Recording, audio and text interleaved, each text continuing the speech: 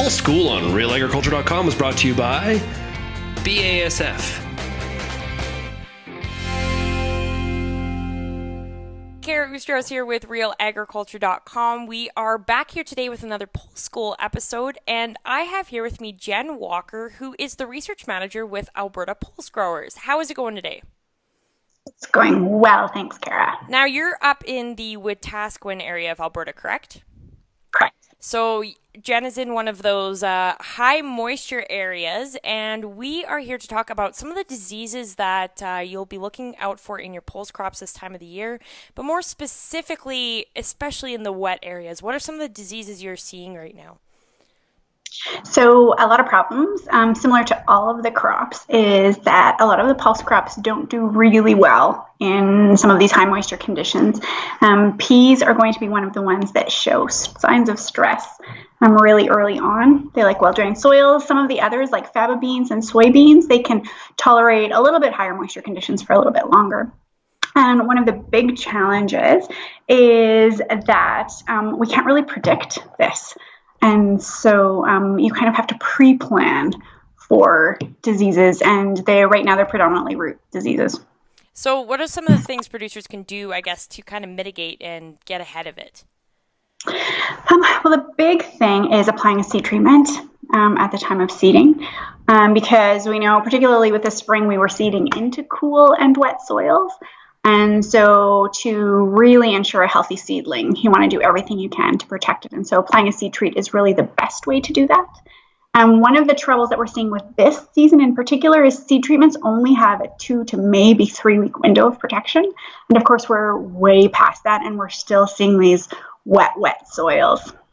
So what are some of the, what do some of these diseases look like? What are some of the most common ones you will be seeing, especially in your peas? So the best thing to do, and similar to other crops, is when you're out scouting your fields, you're going to start to see some areas of yellowing. And that's a good indication that the plants are stressed. And so when you're there, you want to go to those areas and look. And because we're talking about root diseases, you're going to need to take a shovel and dig up some of those plants and just look at the overall health of the roots. And fungicide can help. Is there any root diseases that fungicide will not actually work with? So if we've applied a seed treatment, most of those will cover off your fusariums, your rhizoctoniums, your pythiums, your really common diseases. Aphanomyces is the big one. We've heard a lot about aphanomyces, and I know you and I have talked about it before. And there is potentially some treatments that will help a little bit with that. Nothing that is a silver bullet, though. And again, because we're kind of outside of that window, when we have this much wet this late in the season, there's really nothing that can help. And is there any, does compaction play into any of these root diseases as well if you're driving through with a sprayer on a wet field? It can. And I think if we just think about that, you've already got a stressed root, then anything additional just puts that plant under that much more pressure. So, kind of right now is when we're out scouting for weeds and looking to spray, and keeping a clean field where there's not a lot of competition is just as important to keeping those plants healthy. So you're kind of stuck between a rock and a hard place. But you have to just do your very best to make good assessments. And if you're, I guess, not going out and you're not scouting, bad, what are some of the implications of these root diseases, especially aphanomyces, on the end yield? So, of course, if you don't have a plant with healthy root system, that's how the plants get all of their nutrients, their water, etc. Everything comes through those roots. And so we will take a yield hit. Depending on how long that wet period lasts and how badly the roots are damaged is going to impact whether or not the crop can grow out of it. With pulse crops in particular, if they're underwater so long that the nodules are impacted, so those nodules is what's feeding the plant nitrogen, then we're going to see an additional yield hit. Some people may want to go in with rescue nitrogen.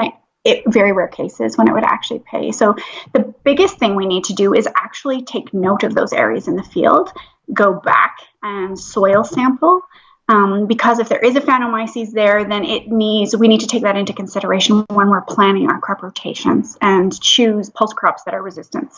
And how long does a Phanomyces stay in the soil? Like how many years will it overwinter?